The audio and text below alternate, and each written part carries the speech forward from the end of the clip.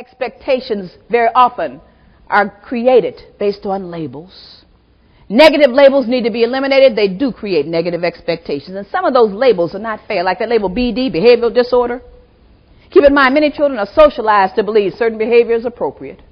I'm a juvenile justice attorney. I can't even begin to tell you how often I've heard young people say, my mama said when somebody hits me, I'm supposed to hit them back. Anybody heard that one? But isn't that also what our country has said? Many young people engage in behavior they think is appropriate. They see adults do it. They see nations do it.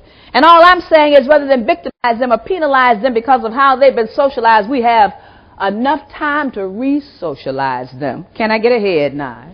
Another label we overuse. Research says that if these children are born black, Hispanic, or poor, they're 4 times more likely to get this label. I'm talking now about that label LD. Many of them are underdiagnosed and unreported. My son is also auditory deficit disorder. That means it takes him a few seconds longer just to process what he heard. But again, he's been diagnosed. Many of you have students in your classrooms who are auditory deficit disorder and they've not been diagnosed.